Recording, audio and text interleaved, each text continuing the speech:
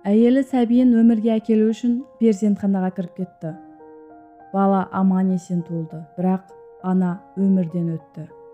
Әйелінен айырылып, баласының анасыз қалғанына әке қатты қайғырды. Баласын өзі бағып өсіре алмайтынын білген әке әпкесіне апарып берді.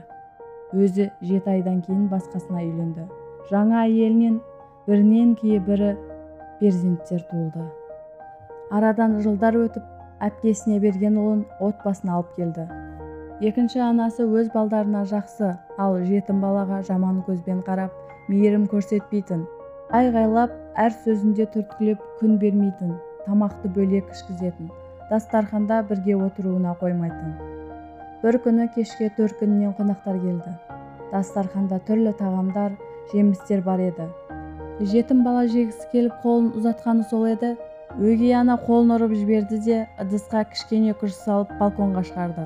Ұрысып, сол жерде қозғалмай отыр, қонақтар кетсе шығасын, даусың шықпасын деді де ішке кіріп кетті. Бала ішке кірсе, өгей анасы ұрсатынын біліп, сол жерде отырып ұйықтап кетті. Қонақтар тарқады. Әйел өз балдарын бөлмелеріне ұйықтатуға алып кірді. Күйеуі кеш болғанда жұмыстан келді де балаларын сұрады. Әйел бәрі ұйықтап қалды деді де, бірақ жетім баланы балконға шығарып жібергенін ұмытты. Тамақтанып болған әке ұйқыға кетті. Түсінде бірінші әйелін көрді. Ол, ұлыңыздан хабар алыңыз деді. Оянып кетіп әйелінен сұрады. Әйел, айттым ғой сізге, ұйықтап жатыр деді. Сеніп тағы ұйқыға кетті. Бірінші әйелі қайтадан түсіне кіріп, ұлыңыздан хабар алыңыз деді. Шошып оянды.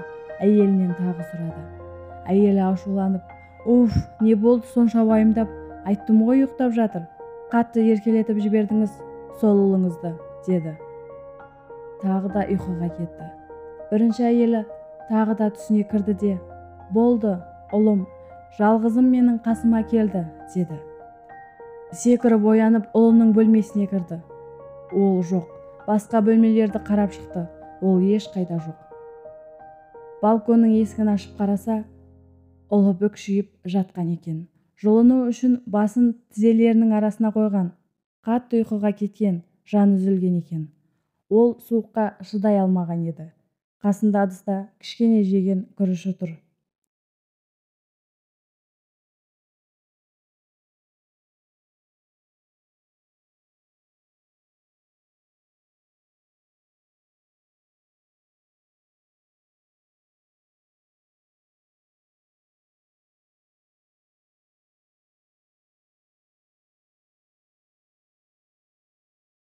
Ол енді өгей анадан қорлық көрмейтін, жыламайтын, зұлымдар жоқ жаққа аттанып кеткен еді.